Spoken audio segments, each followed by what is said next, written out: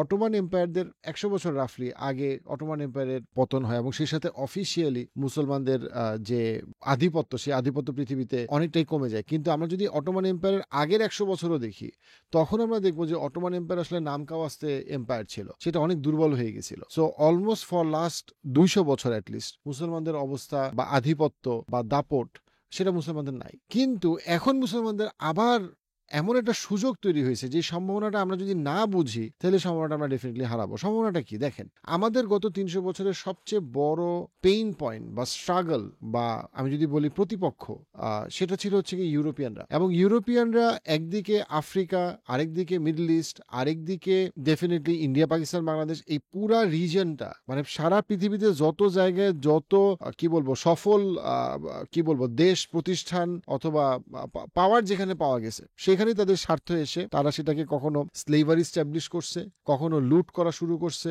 তারা রেপ করা শুরু করছে, তারা গণহত্যা শুরু করছে, এথনিক ক্লেন্সিং করছে। আমাদেরকে বুঝতে হবে যে ইউরোপিয়ান আমেরিকানদের কাছে এথনিক ক্লেন্সিং এবং আপনার গণহত্যা হচ্ছে কি যে তাদের কাছে মামুলি ব্যাপার এবং এটাই তাদের ইতিহাস। তারা লুট করবে, গণহত্যা করবে, এথনিক ক্লেন্সিং করবে, এটার মাধ্যমে তারা তাদের নিজেদের শহর, রাস্তা, ঘাট সুন্দর করবে, বড় করবে, তারপরে তারা মানবতার মুক্তির কথা বলে ম্যানিপুলেট করবে। এইটাই তাদের ইতিহাস এবং এখান থেকে তারা কখনো বদলাবে না। এবং এই জায়গাটায় মুসলমানরা তাদের কাছে একটা লম্বা সময় ধরাশায়ী ছিল।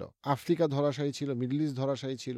এখন আমরা দেখতে পাচ্ছি আফ্রিকাতে তারা নাই। কিন্তু আফ্রিকাতে যে তারা নাই, আফ্রিকাতে আসলে কারা আছে? আচ্ছা, চায়নার প্রচুর ইনভেস্টমেন্ট আছে। আপনি ইন্ডিয়ার বাজারে দেখবেন ইন্ডিয়ার অনেক দখল আছে, একেবারে সাবান, টুথপেস্ট, টুথব্রাশ থেকে শুরু করে শ্যাম্পু অনেক কিছু ইন্ডিয়ান, ফাইন। বাট আফ্রিকার যে রাইজ সারা পৃথিবীর, আপনি চাইনিজ প্রফেসর বলেন আর আপনি আমেরিকান হিস্টোরিয়ান বলেন, আপনি দেখবেন তারা সবাই বলতেছে within next 30 to 50 years Africa will become a global super power. তার নাইজেরিয়ার মতো দেশ ডেফিনেটলি G20 কান্ট্রির মধ্যে চলে আসার সম্ভাবনা অনেক বেশি, বিকজ নাইজেরিয়ার পপুলেশন এতটা বাড়তেছে, পুরো আফ্রিকার পপুলেশন বাড়তেছে, পুরো আফ্রিকা জেগে উঠতেছে। এটা মাত্র শুরু জেগে ওঠার। কিন্তু এই যে আফ্রিকার জেগে ওঠা, আফ্রিকার একটা বিরাট পপুলেশন আসলে মুসলিম পপুলেশন, এটা কেউ বলে না। সবাই মনে করে আফ্রিকা আসলে খ্রিস্টান মেজরিটি। এটা একদিকে ট্রু, বাট যতগুলা স্পষ্ট আদমশুমারি আমাদের কাছে আসছে সেখানে আমরা দেখতে পাই যে যেই খ্রিস্টানরা, আফ্রিকান খ্রিস্টানরা, তাদের থেকে আফ্রিকান মুসলমানরা অনেক বেশি এডুকেটেড এবং তাদের জন্মহার বেশি এবং তারা অনেক বেশি সামনে আগে আসতেছে, তারা অনেক বেশি প্রভাবশালী। সো আফ্রিকার যে রাইজ, এইটা অন দ্য আদার হ্যান্ড এটা মুসলমানদের রাইজ, আফ্রিকান মুসলিমদের রাইজ।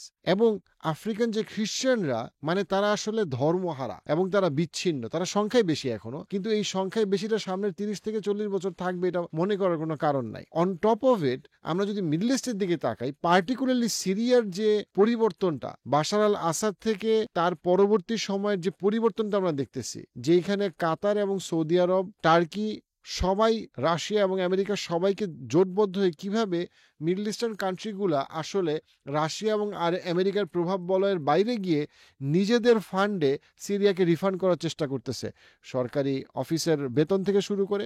অর্থাৎ আমরা দেখতে পাচ্ছি সিরিয়া, যদি আমরা শুধুমাত্র টার্কির এরদোগানের প্রভাব আমরা দেখি, আমরা বুঝতে পারবো যে সিরিয়া অনেক ক্ষেত্রে এখন মুসলমানদের হাতে।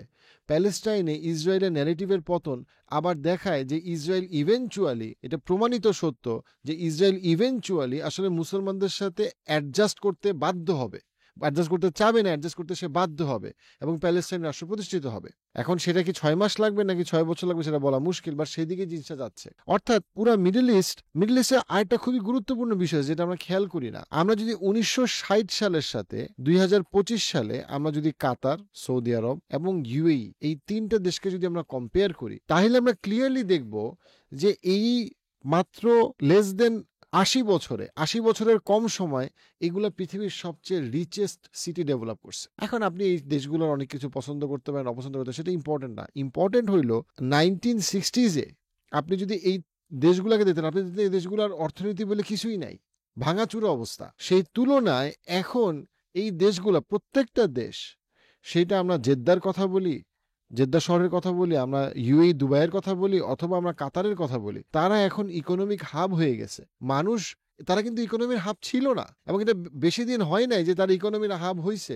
এই যে জয়, এইটাও কিন্তু মুসলমানদের জয়। এখন আপনি অনেক কিছু সমালোচনা করতে পারেন, কিন্তু ইস্যুটা হচ্ছে সমালোচনার ঊর্ধ্বে গিয়ে আপনাকে দেখতে হবে যে ব্রিটিশরা এই জায়গাগুলোকে কলোনাইজ করছিল।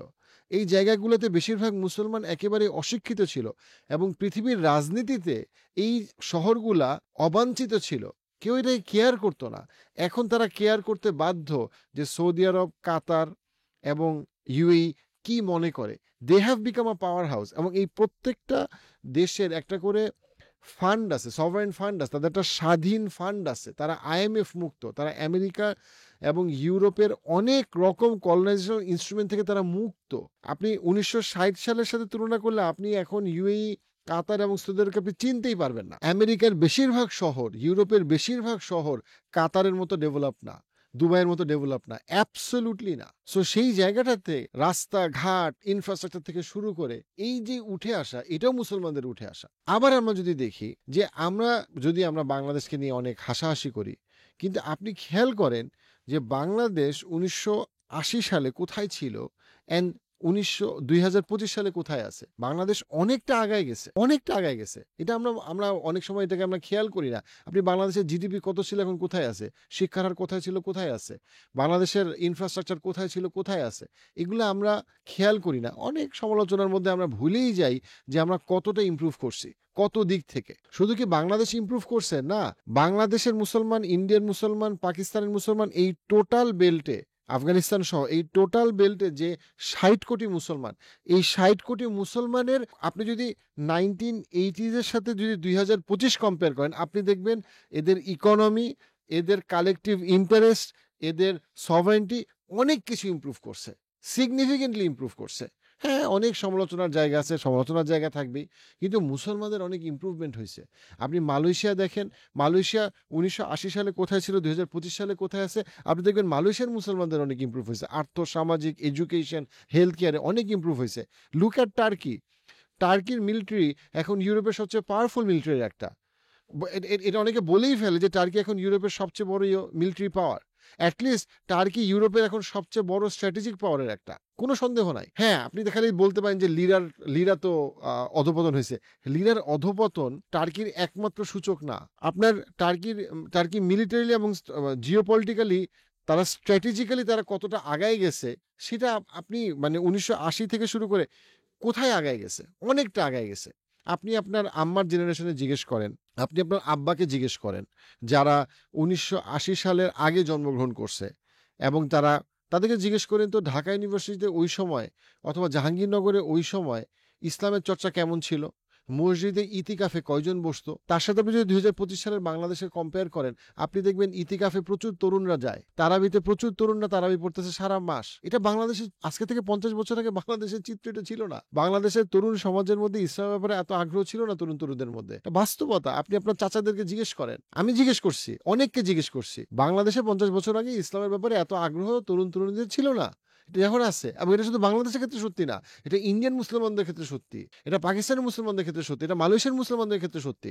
সো এই যে জোহরান মামদানি নিউ ইয়র্কে যে পরিবর্তনটা করে ফেলছে, যে মুসলমানদের মধ্যে প্যালেস্টাইন ইস্যুতে যেই একটা আওয়াজ তোলা গেছে, এটা যেমন একটা অভূতপূর্ব বিষয়, বাট পুরো পৃথিবীর মুসলিম বিশ্বের মধ্যে কিন্তু এখন আওয়াজ তোলা যাচ্ছে, এবং আমেরিকার ন্যারেটিভে বদলাই যাচ্ছে। হলিউডে এখন প্যালেস্টাইনের পক্ষে মুভি বানানোর চিন্তা করে, ডকুমেন্টারিকে অ্যাওয়ার্ড দেয়। এই পরিবর্তন একটা অভূতপূর্ব পরিবর্তন সারা মুসলমানদের উত্তরণের সুযোগ, এবং আমেরিকার পতন এবং ইউরোপের ডমিনেন্সের পতন, এটা আমরা দেখতেছি। এই সুযোগটা অনেক বড় সুযোগ। আমরা দেখতে পাইতেছি যে মুসলমানদের জন্য অনেক বেশি স্পেস তৈরি হইতেছে। আপনি ইসলাম নিয়ে একটা কন্টেন্ট তৈরি করেন, মানুষের আগ্রহ এখন অনেক বেশি, মানুষ শুনতে চায়, মানুষ জানতে চায়। এখন আমরা যারা টুকটাক কথা বলি, এটা আমাদের ব্যর্থতা যে আমরা যথেষ্ট ভালো কথা বলতে পারি না, যথেষ্ট পড়াশোনা করে কথা বলতে পারি না, এটা আমাদের ব্যর্থতা।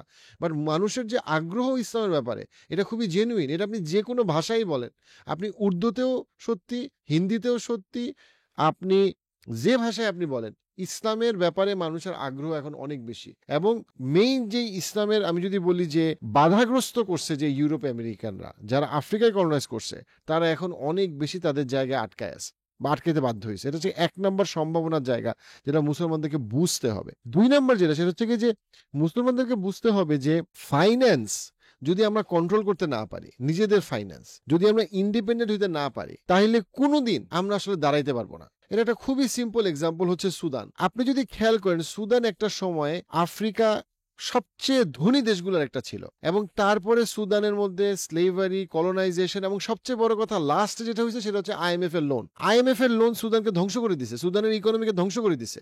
সুদানের যে কারেন্ট গৃহযুদ্ধ, সেই গৃহযুদ্ধের সবচেয়ে বড় পাপী দোষী কারণ কারা? সেটা হচ্ছে ইউরোপিয়ান আমেরিকানরা। অনেক মুসলমানরা বোকার মতো ইউরোপ আমেরিকানদের কাছে প্রার্থনা করে যেন তারা আসলে সুদানকে রক্ষা করে। আরে ভাই, সুদানের এই অবস্থার সবচেয়ে বড় কারণ হচ্ছে ইউরোপিয়ান আমেরিকান পলিসি, তাদের কলোনাইজেশন। কখনো সরাসরি কলোনাইজেশন, কখনো সফট কলোনাইজেশন। তারা সুদানকে 100 ভাগে ভাগ করছে, সুদানের ইকোনমিকে ধ্বংস করে দিছে।